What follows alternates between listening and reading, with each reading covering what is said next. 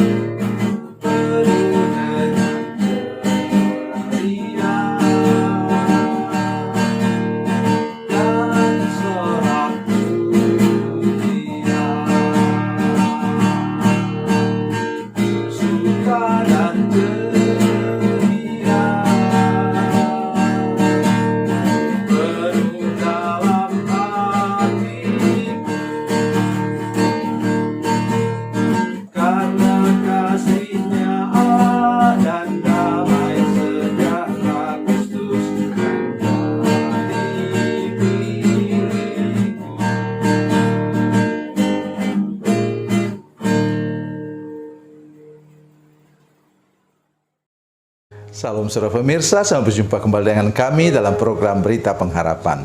Saudara pemirsa, saya ingin menyampaikan sesuatu tentang rahasia bagaimana kita bisa hidup berkemenangan. Dosa membuat kita kalah, tetapi pertobatan yang sungguh-sungguh pasti akan membuat kita hidup berkemenangan dalam segala bidang kehidupan. Mari kita berdoa sebelumnya. Bapa, dalam nama Yesus kami mengucap syukur atas kebenaran firman Tuhan yang sebentar kami dengar. Kami berdoa supaya kami lebih peka lagi terhadap segala sesuatu yang dapat membuat kami jatuh ke dalam dosa, dan dengan demikian perjalanan hidup kami kalah terus. Buat kami hidup berkemenangan hari ini, karena kami mau hidup dalam pertobatan dan kesungguhan hati mengikut Tuhan. Dalam nama Yesus, haleluya, amin. Saudara pemirsa, mari kita membaca Alkitab kita dari Perjanjian Lama, kitab 1 Samuel pasal 7, 1 Samuel pasal 7 ayat 2 sampai ayat yang ke-14. Ayat 2 sampai ayat 14. Ya, saya ingin baca ayat 2. Ayat 2, kemudian kata firman Tuhan, ayat 2, ayat yang ke-6, kemudian ayat yang ke-12. 3 ayat ini kita baca. 1 Samuel pasal 7 ayat 2 sampai 14. Kita baca mulai dari ayat 2. Sejak saat tabut itu tinggal di Kiryat Yearim, berlalulah waktu yang cukup lama, yakni 20 tahun, dan seluruh kaum Israel mengeluh kepada Tuhan. Ayatnya yang ke-6, setelah berkumpul di Mizpah, mereka menimba air dan mencurahkannya di hadapan Tuhan. Mereka juga berpuasa pada hari itu dan berkata di sana, kami telah berdosa kepada Tuhan. Dan Samuel menghakimi orang Israel di Mizpah. Ayat 12. Kemudian Samuel mengambil sebuah batu dan mendirikannya antara Mizpah dan Yesana. Ia menamainya Eben Haezer. Katanya, sampai di sini Tuhan menolong kita. Amin. Saudara sekalian, kalau saya sampaikan firman Tuhan ini kepada orang lain, mereka katakan, loh, kok sampai di sini? Sesudah itu, apa yang terjadi dengan kita? Maksud Tuhan ialah bahwa saudara harus sampai pada tonggak ini, sudah hidup berkemenangan. Ya, nanti berikutnya lagi tergantung kepada langkah kaki saudara sekalian.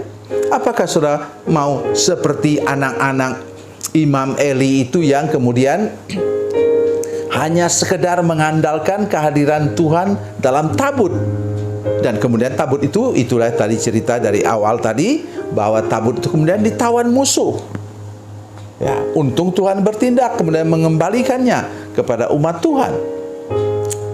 Nah, jangka waktunya saudara sekalian, hukuman Tuhan itu karena mereka pemimpin umat Tuhan. Dengar baik hamba Tuhan yang mendengarkan program ini, jaga baik hidup kita.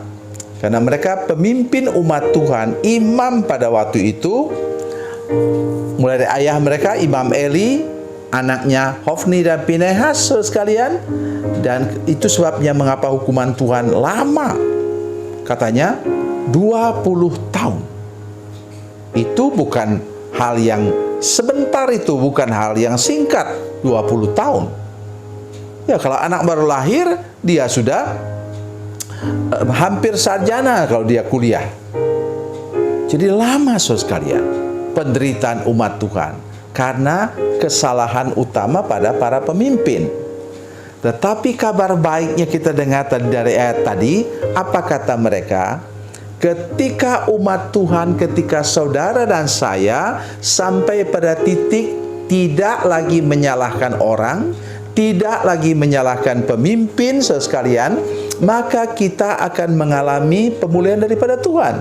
Perhatikan tadi ayat firman Tuhan dari ayat 6. Setelah berkumpul di Mizpah, mereka menimba air dan mencurahkannya di hadapan Tuhan. Mereka juga berpuasa pada hari itu dan berkata di sana, kami telah berdosa kepada Tuhan. Dan Samuel menghakimi orang Israel di Mizpah. Sudah perhatikan baik-baik itu saudara sekalian? Ya, dulu yang salah adalah pemimpin. Imam Eli tidak pernah tegas kepada anaknya. Hofni dan Pinehas sudah keterlaluan dosanya. Tapi sekarang puji Tuhan saudara sekalian, mereka sampai pada diri mereka sendiri. Kami telah berdosa kepada Tuhan. Tuhan baru bisa memulihkan saudara sekalian, baru bisa memberikan kemenangan kepada saudara sekalian bila engkau tidak lagi menyalahkan, ya istri saya yang bikin begitu, suami saya yang memang gawat hidupnya. Orang tua kata anak kepada orang tua kepada anak juga sama. Engkau tidak bisa dipulihkan Tuhan kalau kerjanya menyalahkan orang lain. Tetapi bila engkau sampai kepada titik, Tuhan, ampunilah dosaku Tuhan. Dosaku, bukan lagi apa? Dosa mereka. Dosa dia, bukan. Itu kunci Tuhan dapat memulihkan kehidupan saudara. Dan memang sesudah itu Tuhan memulihkan hidup umat Tuhan. Dan kemudian kuasa Tuhan bekerja sehingga mereka musuh-musuh dikalahkan. Nah, lihat surah ayat 10, saya senang ayat ini. Sedang Samuel mempersembahkan korban bakaran itu, majulah orang Filistin berperang melawan orang Israel. Tapi pada hari itu Tuhan mengguntur dengan bunyi yang hebat dari seorang Filistin dan mengacaukan mereka sehingga mereka terpukul kalah oleh orang Israel. Maksudnya apa saudara sekalian? Tuhan mengambil masalah saudara sekalian. Tuhan mengambil persoalan saudara sekalian, mengambil alih semua masalah dalam hidup saudara sekalian, sehingga saudara pasti dapat hidup berkemenangan. Ayat 12, yang terpenting ialah di sana dirikan tugu batu, ya, namanya Eben Ha-ezer. Sampai di sini Tuhan sudah menolong kita. Bagi saudara-saudara sekalian yang menyaksikan program ini, saya minta supaya saudara sampai ke sana. Mari berjuang untuk sampai kepada tugu Eben Ha-ezer, sehingga saudara dapat meneruskan hidup ini, hidup berkemenangan setiap hari saudara sekalian. Jangan mau kalah lagi oleh dosa. Tumpas semua hal-hal yang dapat menyebabkan celah, yang dapat menyebabkan saudara jatuh ke dalam dosa. Jangan lagi mau dijajah oleh dosa sampai puluhan tahun. Cepat bertobat sekarang, kembali kepada Tuhan, mengaku dosa sungguh-sungguh di hadapan Tuhan, dan Tuhan akan memberikan saudara kemenangan demi kemenangan dalam segala bidang kehidupan saudara-saudara sekalian. Tuhan Yesus memberkati, Tuhan Yesus baik. Mari kita berdoa. Bapa, dalam nama Yesus, terima kasih Engkau sudah menyediakan kemenangan bagi kami ketika kami sudah sadar benar bahwa kamilah yang berbuat salah, kamilah yang melakukan hal yang berdosa kepada Tuhan. Ampuni dosa kami Tuhan, dan bersihkan kami dengan darah-Mu, sehingga kami dapat hidup berkemenangan dalam segala bidang kehidupan dan hidup berkemenangan setiap hari. Dalam nama Yesus, haleluya, amin.